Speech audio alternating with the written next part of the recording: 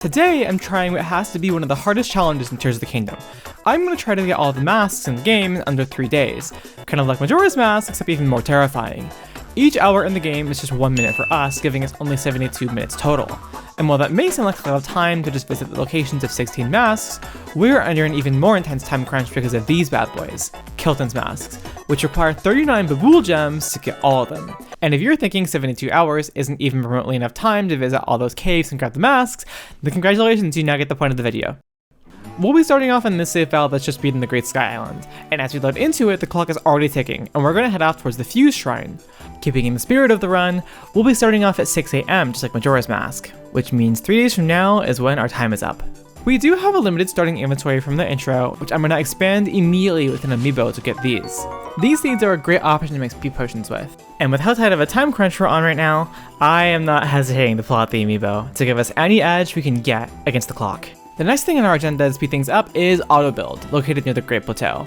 And as we head over there, I'm going to begin doubling down on the seeds with the first glitch we'll be using, item duplication.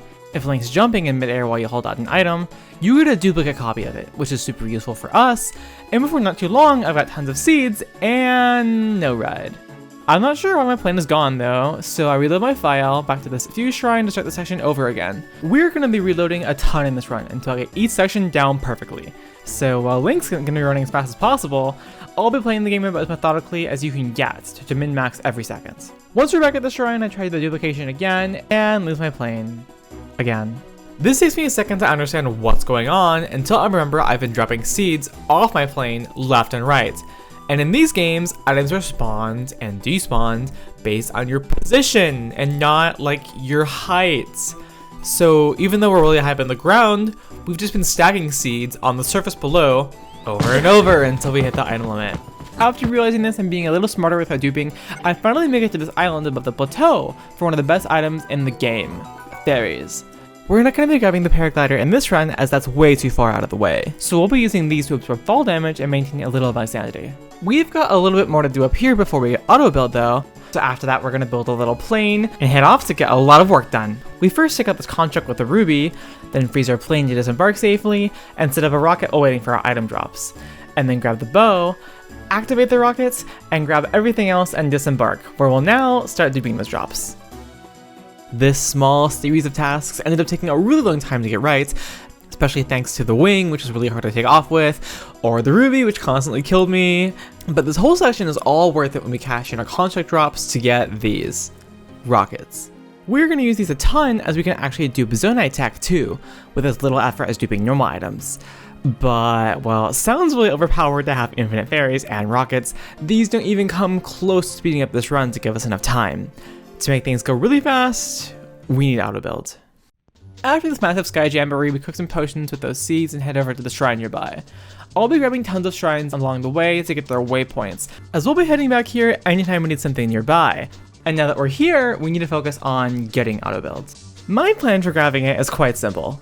Our sky island right here is right beside the Temple of Time, which itself is right above the Great Abandoned Mine, which is where auto build is. So with the game being like broken and all, I was planning on simply clipping to the floor to land right there and get auto builds with the help of this horse. With enough glitches done, you can actually make mounting a horse clip you through the floor, which was my plan. However, for whatever reason, I couldn't manage to get off my horse, period, until like the end of fucking time. So while we can indeed clip through the ground and access the mine, we can't actually walk around with our legs to grab the item. So we'll have to do this the normal way, with the chasms. With 4 chasms to choose from, I decided on one near the old Stasis Shrine, as while we're on the way there, we can actually visit the old man's hut, and after defeating these guards, grab this. Getting a mask is great, but now that we're down here, we should deal with the consequences of being down in the valley while our chasm's up there. Back in the day, you could go up the mountain both ways with stasis or bombs using trees. But in this game, neither is an option. Although, trust me, I did try. Instead, though, I ended up swapping out the trees for planes and launched our hero up into the air, and then back down in the dirt to start our descent. This chasm is still a decent way from the mine, though, so we're going to want a plane to ride over. And luckily, there's a trick to land right on one out of a dive. And after landing, we find this. There is a massive fucking wall right in front of where we're trying to go, and unfortunately I have no idea where it is because it's the fucking depths, but after enough grinding and trying it out over and over, which I can do because, you know, it's not speedrun, it's just like a timed speed save this game time run. I eventually got to run roughly around the wall and over to the mine as fast as possible to get ourselves auto build. This ability may not seem so important unless you're like me and spent all of last summer playing Tears of the Kingdom, so to show it off, we'll visit the recall shrine and make this strange plane contraption. If I just ask autobuild to remake that and then do this, we get autobuild canceling.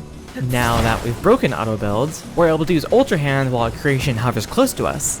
If we then just step on our plane and shove it around with another plane, we move around in the sky really fast. This is one of the fastest ways to get around in the game, period. So we'll be using this a ton to speed things up. The next thing we're gonna do with this is fly, and we go all the way from the Great Sky Island to our next destination in only 60 seconds, which sounds like a lot of time. That is a whole minute after all, but considering we just moved at a rate of 150 miles per hour in a Zelda game, I really can't complain.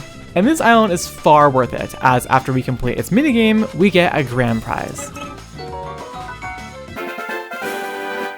This island's also a huge help for the run, as it's got another item we really want. Steering sticks. This item may not look it, but it's actually something we need crazy bad to help us get these guys. Frogs. Something I started realizing while planning this run is that going into caves takes a lot of time, which we don't have much of. So to speed these caves along, we're gonna combine these sticks with one of Tears of the Kingdom's weirdest tricks to shave off tons of time. This trick is so weird and so complicated that I can't even begin to explain how it all works. So to break it all down, I've consulted an expert to let you know everything you need to know about fuse entanglements. Thank you so much for attending my presentation on why fuse entanglement is broken, and first let's talk about what it is. Keeping true to most Zelda glitches, fuse entanglement is a bit complicated. The glitch relies on the rune menu being really fucked up, essentially allowing you to access it at any point. By swapping your shield when you fuse something to it, the object exists in two states at the same time. What's important here is how the menus work. While you're on the rune menu, it's possible to go to the equipment quick switch without advancing anything in the game. Predictably, this destroys every item imaginable and opens up a ton of possibilities. So what can you do with this? It enables all the crazy shit that you think it does, and probably more. Even though the devs took out Moonjump and Tears of the Kingdom, they didn't account for fuse entanglement, which lets you go as high as you want. You can do this with rockets, which can be ridden over and over again. Rockets are one of the most versatile items when it comes to fuse entanglement. You can also duplicate weapons. This is possible with nearly anything from Hylian shields to gloom spears. Oh, you thought that was it? There's so much shit to talk about with this that I need another slide. The glitch lets you ignore the laws of physics and go through almost every floor and ceiling in the game. Have you ever wanted to, I don't know, go inside one of those Zora statues? Well, now you can. Maybe you hit a specific wall and just wish you could go under it. It's your lucky day because that's totally possible. These clips are allowed to happen because of the unassuming steering stick, which just fucking stops working when affected. By entangling a stick to a shield and then dropping a stick as you board, you clip through whatever you're standing on. Fuse entanglement was immediately used by speedrunners to get some amazing times. It's used all across the run for a variety of reasons, whether it be movement, clipping, or some other advanced technique. In conclusion, fuse entanglement is one of, if not the most broken thing in Tears of the Kingdom. Because it can work with any item in the game, the possibilities are nearly endless, allowing for a ton of creativity. If an idea pops into your head, there's probably some way to make it happen. It's just on you to find it. Thank you so much for watching, and thank you so much to Katie May for having me on. Back to you. And we're back. I hope you all learned something from that. Also subscribe to Electric WinGF. She makes great videos, PowerPoints, all the works. So with fuse entanglement, we finally have a way to clip through floors. No horse required. With this technique in mind, we can now, in theory, drop down into every cave's Babool cavern and take out the frog immediately for the fastest possible gem acquisition. So now a question that I just have to ask myself is, where is the frog? Well, thanks to the work of data miners, we have yet another tool to use, the TOTK object map. This website shows us where everything is in the game. Here's every dog that exists in the game, for example, and I can click on any of them to learn just about anything about them, including their coordinates. As mentioned, our cave is right below the island, so I dive off, plug in the frog coordinates, and voila! Now we're in the water! Yeah, it turns out this stuff is super precise and you can't actually see shit when you're falling through the floor. So I kind of just have to stare at the coordinates and pray. But eventually Link takes enough baths in cave water that we land in our actual cave and get our first actual gem. I know that his legs are gone, that'll be relevant in a second. But now, we're gonna warp back to the shrine above the plateau to hit up the Colosseum nearby. I brought us here to grab a mask in the depths, but ended up finding out there's a cave we can enter here as well. This cave is actually really small, so there's no reason to clip into the frog room, so I just kind of walk over and I also didn't want to bother with cave water again. After this though, we get on yet another stick and clip down for our real destination, the depths. And unlike the horse, we stop clipping when we enter the depths, which means we end up landing on the ceiling of it, which means we need to do yet another clip to now get into the Colosseum, the depths one. This place has a mask that we desperately need, and it also has Lionels, who I'm able to obliterate in just a few hits. So at this point, I have to address the elephant in the room. Link is naked, he's missing a couple limbs, and also he can like one-shot anything. So look what the fuck happened. Well, for the past few minutes of the run, I've had a glitch set up called Zuggling. Zuggling is a trick that lets you stack multiple swords on Link's body. Something that Link is very familiar with after his experiences in culling. Doing the swords will add the power of all of them together, letting it do massive damage. And if you stack enough swords and shields on Link, he'll become bald and lose some limbs, and be able to clip even easier than with these entanglements. Gaming. So anyways, I ended up learning later on that trying to clip with Link becoming like naked is actually really bad and almost never works. So I kind of just got lucky here. So we're not going to be using that trick like at all after this, but it is fastest since this doesn't need to use entanglement. So like that's cool, I guess. Anyways, we defeat the first Lionel with our infinite weapons and stuff, and then take its weapons and stack those to become even stronger for the remaining Lionels. And after this, the Lionels are a complete joke. They all drop one after another to finally give us our mask. With the first 12 hours of the run out of the way and our arsenal of glitches completed with Zuggling, we know all the tools to break the game as much as we need for our challenge. But doesn't mean things are going to start being easy anytime soon. Things are actually getting so complicated, in fact, that I soon realized I forgot to dupe fairies and ran out after entering the Colosseum. So, after we're done here, we warp back to the shrine that we get the skydive mask from to grab some more. And while we're here, pick up a frog nearby to make this trip feel less like a mistake and more like a useful frog expedition. We're heading to a cave just north of here that can be found inside this huge hole, and since the frog is right by the entrance, there is no need to clip, which makes things a lot easier. And after grabbing it, we can head back to the plateau shrine for yet another frog. You may have noticed that since we're clipping with a shield drop, we're actually losing shields every time we clip, which sucks. Fortunately for us though, Zuggling also allows us to duplicate shields and transfer them between save files. So whenever I run out of shields from clipping, I'll be able to load back into a previous save and Zuggle over some more, for minimal time loss. Once we land in the room, we'll also begin duplicating items after taking out the frog, as they take a while to drop their gems, and it provides a convenient time to do this compared to just standing around doing nothing.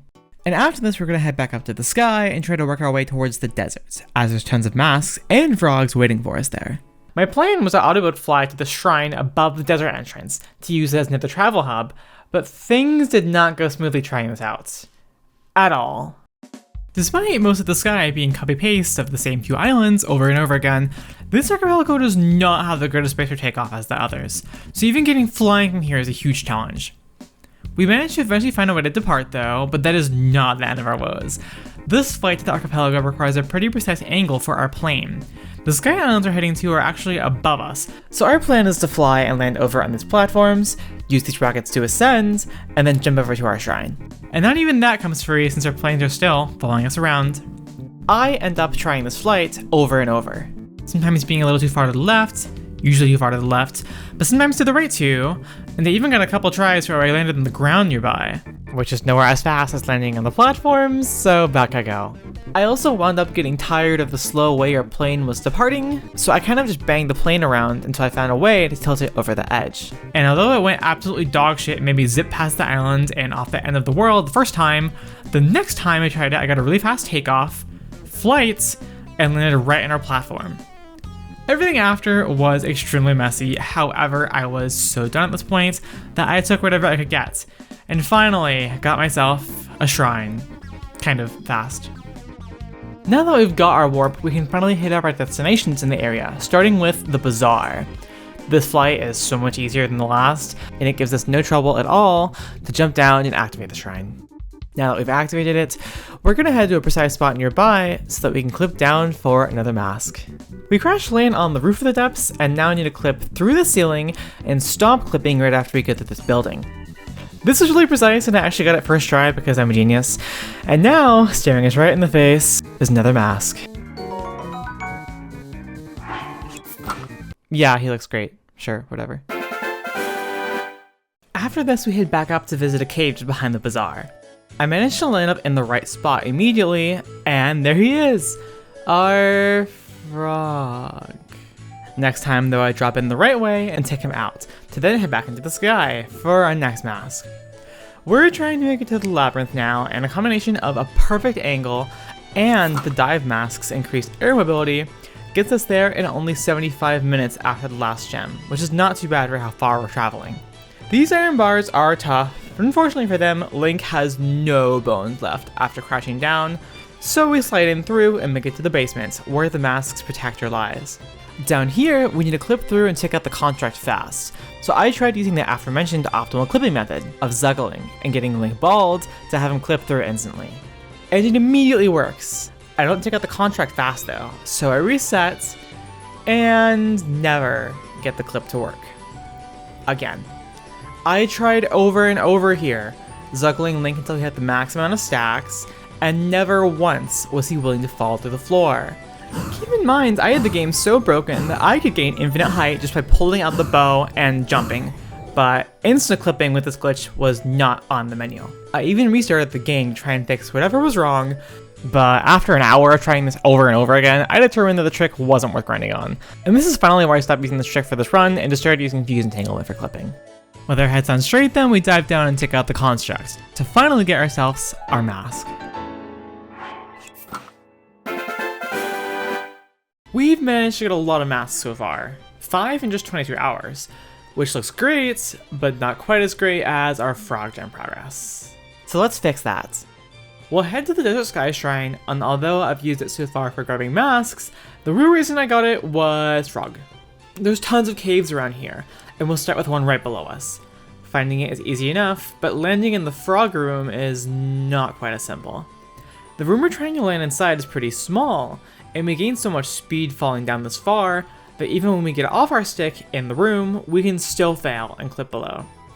I got stuck in this frog for ages and ages, and the worst part is this frog isn't even hard to get normally. We can skydive right down to the entrance and walk through and meet our frog, but that is not the fastest solution. And considering I don't even know if it's possible to get all the masks in 3 days, I'm going to be taking all the time saves I can get. So I kept at it until I finally landed in here with clipping, which is when I noticed there's an ore deposit here, and we can use that. At some point, we do need to start saving up some money to buy some really expensive masks. So with this nearby rock deposit, I save and reload until I get a diamond that I can dupe over and over to cash out. Our next frog is right by us, so I zip on by and find a huge wall. We're not quite close enough, but this should be good enough, so I drop on down and find out this is not good enough. Scaling the mountain this time, I ride a bunch of rockets over and upwards, and once we're right above the frog, we can finally drop down and get our gem. Our next froggy boy isn't quite close though, the rockets are gonna cut it, so I give autobuild a try and crash. Rockets and wings do work well enough though, and by the time I'm done grabbing that gem, I realize there's something wrong here. I'm using all of these different methods to quickly move through these short to medium distance paths, when there's already a way better solution for all of these that we aren't even using. Rocket riding. We talked about this earlier, and I haven't been using it for a pretty good reason, as this trick melts shields, and getting a sturdy one seemed way too far out of the way. But then I realize I can just bring back shields through time. I could have gotten the Hylian shield ages ago and gotten it for us with 0 time spent. So now, when it's not too late, I head off to do exactly that. I arrive at the castle ready to collect, and quickly realize I have no idea where to go. I know the Hylian shield is in the docks, and that you can enter it near the ravine, but actually finding it was super confusing. And the whole time I never actually looked it up because I was convinced I was right about to find it, leading me to get super lost, fall in the depths, and get lost some more. None of this matters for time since we're just going to reload our save file after this, but this also had no reason to be this hard to do. So here's a quick question. Which of you can tell me where the Hylian shield is? Where's like the docks entrance? Are there any obvious signs here of like places, things?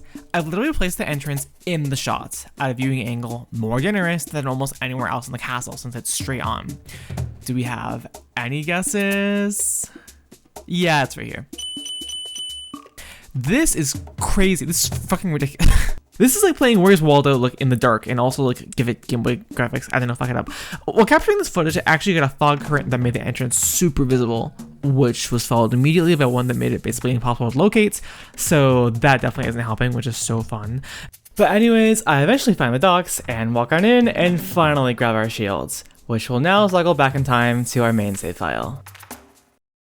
With that all done, we can grab our new indestructible shields, ride over to the next cave, and find a small rock wall hiding our frog. Luckily for us though, this cave has bombs, so I make some bomb spears, send those back in time as well, and lock in another frog in the box. Our next frog is pretty close by, but it's not anywhere exactly under our cave, so I jump up and try to line up closer to its coordinates, and manage to not quite find our frog, but also find the game talking about the Yiga base. We're still right by our old cave, but the area data for the Yiga base happens to just surround the cave that we just did. And I don't even see a cave from here, or our frog. I drop down to look around some more, and there they are, right below us. And also, hiding in a small room next to the base. I had no idea Yiga bases could even hide frogs, but now that I do, the things are starting to make a lot more sense. I give the frog another shot and drop down, and the water we swim in just catches me and sends me up. And does it again. We don't have the most options right now for maneuvering exactly where the frog is, since the area we're clipping into is super steep. So the best we can do is get close, but not quite there. I was pretty sure I was in the right spot though and could land in the cave, but the game kept saying no and popping me into the water. I was thinking I might give up on the frog since we don't have the Yiga sets to actually enter that area, but after trying some random clipping spots, I learned that the guard doesn't even care if you're not in uniform, and he doesn't even try to capture you if you clip into the base. After learning this, I learned that we can also clip directly from the cave we just did down below into the treasure room. And after we do that, we can just walk into the frog room, and finally be done trying to clip here. Since we're here, I also decided to investigate all the loot they've got, and it's all garbage. Even the battery in the shrine can't help us, as what we've got already is just too good. So I reload back before I grab this junk and head back to the Desert Sky Shrine for a huge pile of frogs we're gonna grab. We already got plenty of frogs around here earlier, but there's still 4 that we can get really fast. Starting with one right below us. I began my descent by getting some distance with the rockets before doing some skydiving, and as it turns out, this frog is also entirely exposed to the air, which means we can do this.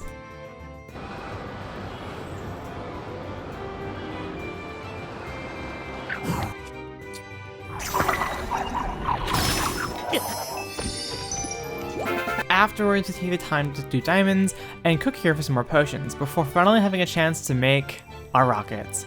We can finally fly around really fast with this, although we do lose the rocket shield if we reload the save or switch weapons, so we're gonna have to make it like this almost every time we use it. But while it's here, we quickly ride over to the cave nearby, and after looting that, make our way over to the old wasteland tower area, where I find a really weird frog. It's in a really big and easy to land in room, but it's technically blocked off by some rocks, making it within one really small room.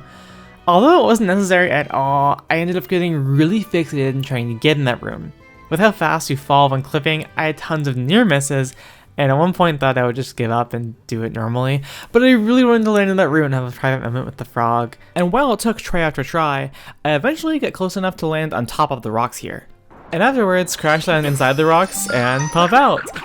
Check out the frog's tiny little room. Wasn't this like totally worth it? Maybe. After this, we only had one more frog in the area, and although I was convinced I actually got it first try, I didn't. And I was in the walls, where you can see the weird way the game kind of like unloads the terrain when you're in a cave too. After another shot though, I had my frog, and with 14 gems locked in now, we're gonna head on back to the Great Sky Island. Although we did start from here, we did not grab any of the frogs, and we'll start with grabbing the one in the big mining cave. Because this area is right below the cave where you wake up, we can literally warp over there, line ourselves up, and start falling. He's still falling. He's gonna keep falling, actually. You know, while he's falling, why don't you go and check and see if you're subscribed? Well, that being normal. Anyways, wow, hi frog. Yeah, they're dead now. After that frog, we're pretty close to another one as well. And with a cave so small that once we arrive, we can just walk in and it's fast enough to grab it that way. I'm starting to get the impression that we have a little wiggle room for time with our run, so we don't need to obsess over like every single second, just like most of them. I also just got a little tired of the grind. And after warping to the Ascend Shrine for its cave, we can actually avoid clipping here too. And I came up with one big complicated frog routine that I did here. At this point, I'm sure you're looking at this and thinking, wow, all these sky frogs are really easy. Nope, check out the last one. Our next frog is near the recall shrine, so I warp over and jump down to get ready to clip. I drop down below, and the game's paused, and Link's also nowhere to be found. Okay, maybe I'll try doing this from another shrine, as the Fuse Shrine is also really close to the cave. I get my rocket ready, fly over, and there's a massive bend and corridor before getting to the frog. So this is also too slow. We'll have to use the other shrine for sure. So I start clipping again, and the same problem. Link just goes away. I start thinking, oh, maybe it's the pausing that's causing this to happen. So I just top deck it and fall down and still lose him. On another attempt, I did the same thing and actually got past the ceiling and the whole cave actually, but this did give me hope. So I kept at it and finally managed to land inside and bullet timed immediately just to still lose Link. We're in bullet time, ready to fire, except we don't have a boy to shoot arrows with. It looks like nearly every time I get off my steering stick, we lose him. I start getting so desperate I even try clipping in completely random spots nearby, thinking it's the location that's the problem. And still, I lose my Link. I do manage to find a spot nearby randomly that does work, but we're also out of bounds and can't do anything useful. This is a problem. This takes our whole technique we've been relying on to go fast, and says, hey, maybe this just won't work sometimes. Turns out some caves just can only be entered by walking in normally for some reason. So what's even happening? Where's Link going? Well, he's getting culled. Culling is a general technique that every game does, where it puts stuff away that it doesn't need. You can see in Skyward Sword with free cam mods how these NPCs only appear when Link's close to them, and the rest of the time they're just put away. In Tears of the Kingdom we can break the game so bad that it does the same despawning to Link, and we always need him. Once he's gone through culling, there's no way for us to bring him back, as you can very much see. We're capable of breaking the game so hard that we lose our boy. Some caves just have these huge culling zones inserted by the developers that happen to also delete Link if you clip him through the ceiling. This cave is one of them, and although I soon realized it's actually just plenty fast to just walk in there normally and blast the frog to grab the gem fast, this culling issue is not going away. For us, it's only just gotten started. And with that, I'm about ready to get off this fucking island. So with no frogs left, we fly off to a little island above Kakariko. I've never been in any of these, but there's 3 caves all right by the village. And after diving, rocketing over to all 3, they give us no troubles and let us drop on in and grab their gems. One of them even sends us into a room full of eggs, but after being in the same room as Link, they all start to crack. And after this, we have the pleasure of visiting the nearby tower, which is hiding a cave and culling. Yeah, it's not going away, but I do manage to find one way to fight back. On my 3rd try, I land in the actual ground with my actual Link, and then he's gone. Although we can still move around the camera and look like we're aiming, we don't have a Link to do anything with. He's just gone. But after, I just save and reload, and I'm placed back in. This could have been super useful on that Sky Shrine if we had ever managed to land inside, which we didn't, but now we've got more to work with. And after we're done here, we head back to the Kakariko Sky Shrine and drop down to the village, where there's an honest to god mask shop waiting for us. The prices here are sky high unless you do a certain quest, but I'm hoping with all my diamonds that I duped, that will be good. And we are. Say hello to the Radiant Mask. And the Stealth Mask. And thanks to all the cash that I have, I also go and buy the whole set so that Link actually looks good before going back to the sky to grab some more gems. My plan from here is to grab the set near Hateno. So the next thing I do from here is to fly off to work on those. After landing at our cave, we drop down to find out it's yet another room within a room frog.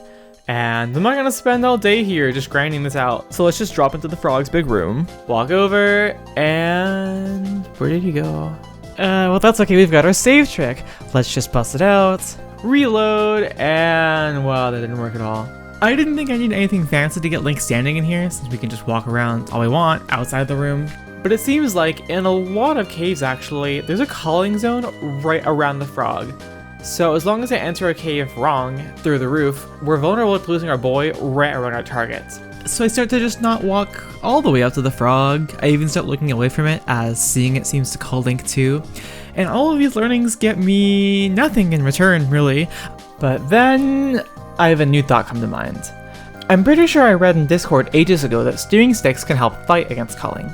So I drop on one and he's all good, not going anywhere, even when I look at the frog. Now just to dispatch it, and seems like that was just a temporary fix completely. I started thinking I'll have to give up on this frog when I remember that cooking often forces an autosave, at least in Breath of the Wild. So with a hopeful heart, I pull out a pot and start cooking, and he's safe. He's here, we didn't even need a save. I managed to toss my ruby and grab my gem without losing Link, and eager for the next cave, rocket on over to the next one in our chain. I kind of just land in the skyrock thinking it's close enough, and it's actually perfect. And at this point, I'm just assuming that the next cave's gonna be super easy. But once I land over and start clipping, I find out that it's rough.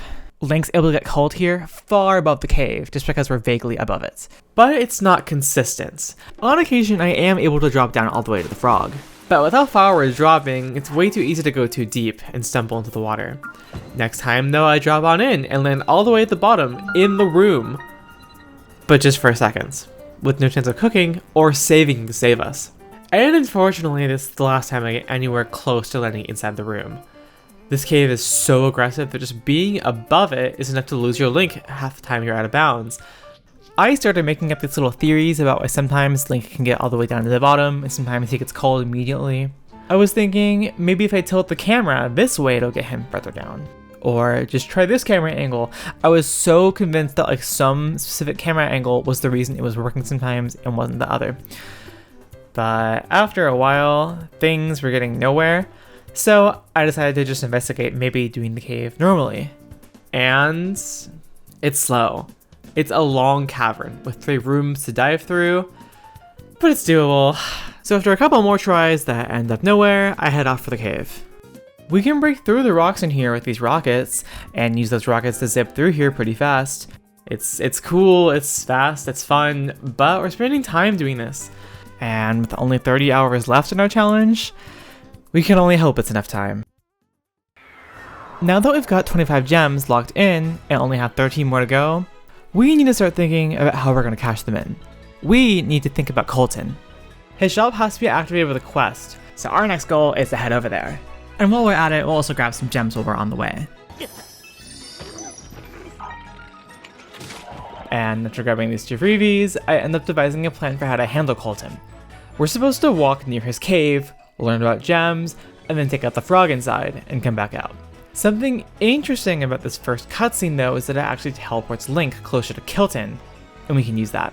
And so after testing this a little, I go back to our save and mark it over to the Colton cave, where I try to clip in and get called. But on a second try, it works just fine. And after that, we rocket over to the mouth of the cave, which catches me and sends me over to the boys. The quest dialogue is a little mixed up since I finished the task before they even asked me to do it, but this all works out because none of this stops them from proceeding through the quest just fine, rewarding us with the shop and the Bokoblin mask. With the shop now activated, we're good to go there anytime we want, which we'll do after we've gotten all our gems. Where we are now is also conveniently close to the forest chasm, something we need to hop in to get our next mask. The fastest path down here also gives us a beautiful view of these like purple cloud things, and after a quick journey through them, we're here, the Forest Coliseum. At this point, I'm a little skeptical of this being the fastest way over, so I checked the clock to see what our travel time was. And it actually took us 2.5 hours after that last mask, which is not gonna work.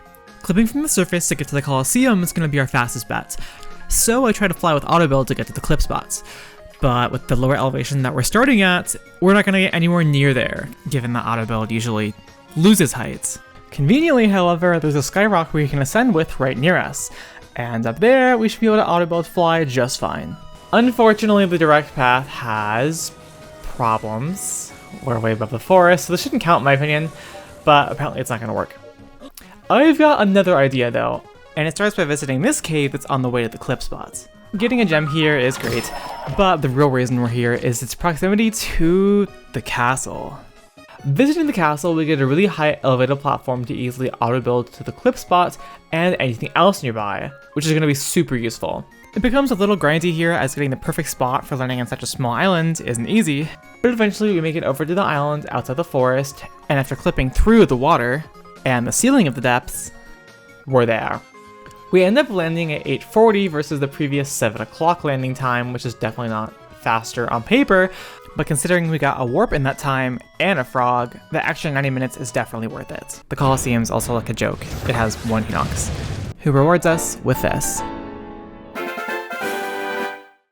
After heading back to the castle to fly over, our next place to head is this cave over here, which I'm thinking might just be small enough to walk through normally.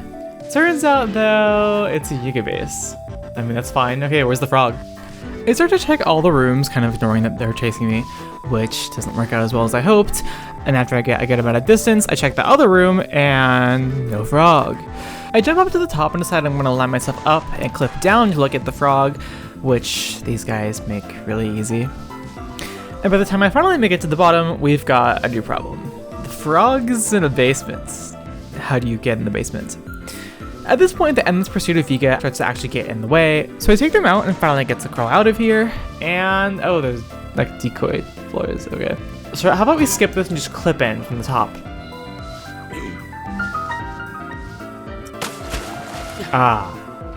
So basically, we've kind of like gotta do a cave, considering the Yiga cutscene just gives Link a bath. And so after some experimenting, I end up with a pretty good plan for how to tackle this area. I rocket on in, watch the cutscene, fuse the boards to get rid of them, and take out the frog, which is easy enough at least. After that gem, I'm eyeing a big set of 3 in the Tabantha area, and to make the deal all the more sweeter, there's even a mask over there too. So we head on over there, drop in above the frog, and fuck. I think I can make this work though. We know that frogs sometimes have like an area of culling, so let's drop down a little further away from them. So far, so good, until it's not. We're getting really close to the gem though, so I kind of just grind at this over and over, not even thinking about saving or cooking, because I'm a genius. So here I am, just rocketing over and over with my shield, hoping that one of these attempts is the one. When I get the idea that my rocket might actually be making things worse.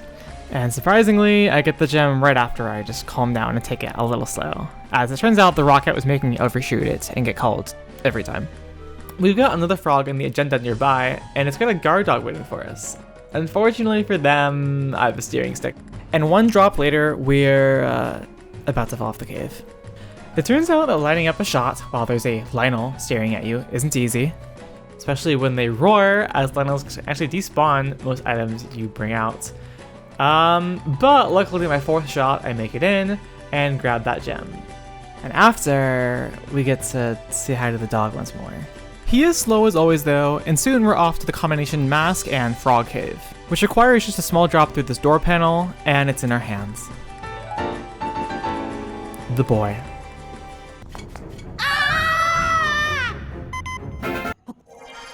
There's also like a frog in here. Okay, so it's 2 p.m. now on the last day. We've got 16 hours left until 6 a.m. strikes, and we've got 6 more gems to go. We might actually be able to make this work.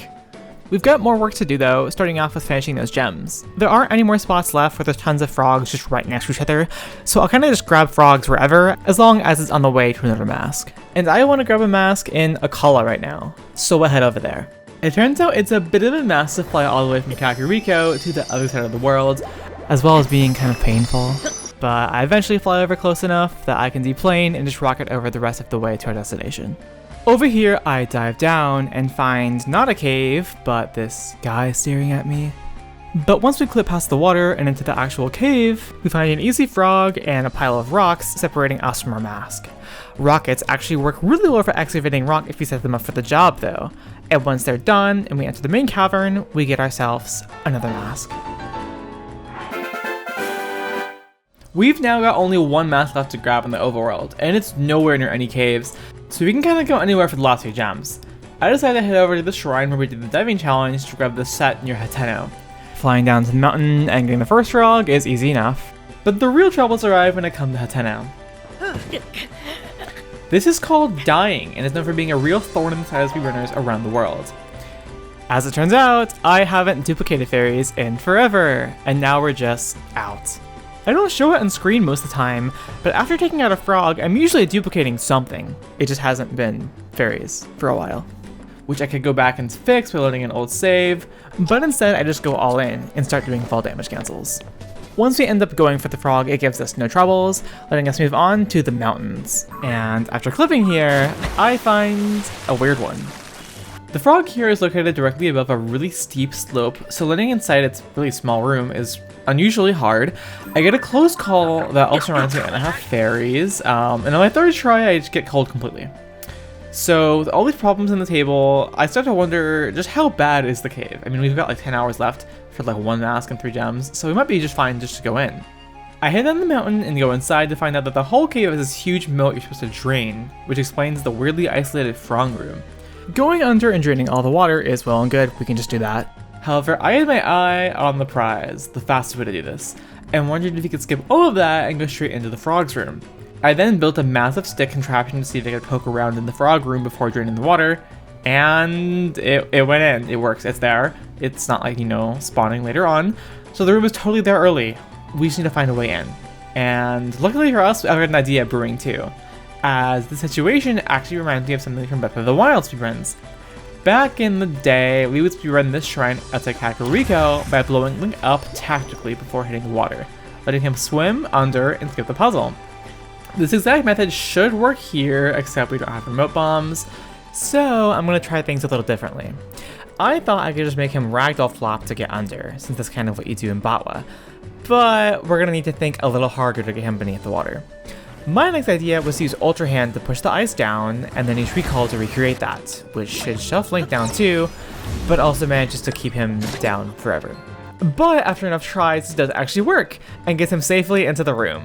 This looks like the fastest way to grab the frog that I can see. So with this all planned, we're going to reload back to our Nintendo save file, and back on the clock, try that all on a run. It took a couple tries to pull off this trick fast and without dying, but when it worked, it worked. And thanks to the developers not intending you to get in like this, the water just cuts off abruptly, giving us an edge to fall off for bullet time, and the place to stand in to ascend out. It's almost too perfect. After this, we've got just one more frog over here, and after diving into it, I learned that not having fairies really sucks. I actually just can't enter this room at all without taking fall damage and dying. Or the next best thing, getting culled. So I just walk in and take out the frog normally, which is fast enough. And now, we've got 37 gems. We only need one more to be totally done with frogs. And we can just grab that last one near the shop. I fly down from the Great Sky Island to a cave by our shopkeep to get ourselves one last gem. And now we're ready to cash them all in. And luckily for us, Kilton is right next door.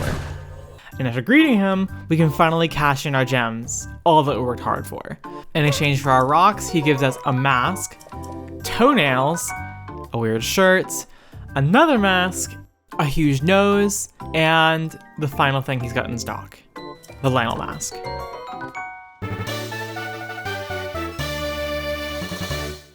And we're done with gems now, and almost done with masks too, as we've got just one now left waiting for us in the desert, inside a coliseum deep below. We've got to scale the sands here to make it to our destination, and unfortunately for us, this desert was not made to be crossed this way. If we get too close to the town, we will actually trigger an bloodmoon instantly, losing us our ride. And for good measure, the bloodmoon also takes our cash. Autobuild flying doesn't really let you change your angle after you've taken off, meaning you just stick to one and ride it out. So if we adjust our angle to instead go around the blood moon zone, we wind up with really weird angles. The only flights that we can do spit us so far off course that if we even try to clip after, we land outside the boundaries of the depth itself. I also kept getting killed by just like random shit in the desert over and over, in addition to the blood moons too. So I decided to give up on this approach and take to the skies, and with the help of some fairies over here, try to fly over to reach our mask.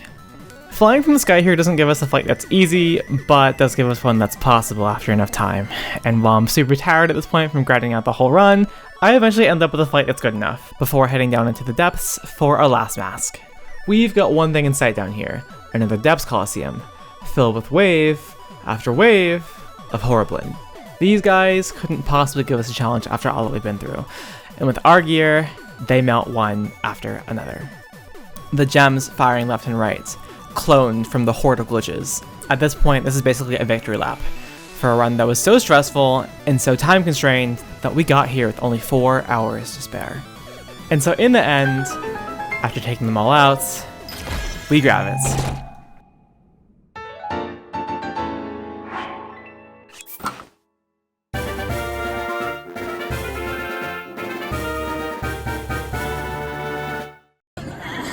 aim is dead on. Watch yourself. And with that, we're done. We managed to get all 16 masks in the game in only 68 hours and 10 minutes. Less than 3 days. This took so much planning, research, and experiments to figure out a plan for every single moment of the run, grind out all the frogs, everything, but it was all worth it. You can get all the masks in the game in under 3 days, and that's how you do it. I'm gonna be honest, when I started this, I had no idea if I'd even be able to complete it. I had hoped it was enough time, but didn't really even know how I'd possibly do 38 caves in less than 72 minutes, much less everything else. To actually get this far and have it work out was awesome, and although we made a couple of mistakes along the way, like not using rockets anywhere nearly as early as we could have, it all ended up working out. But yeah, that's the video. Let me know if you have any crazy challenges you think I should try next, or anything else brewing in your head. But after all that, thanks for watching.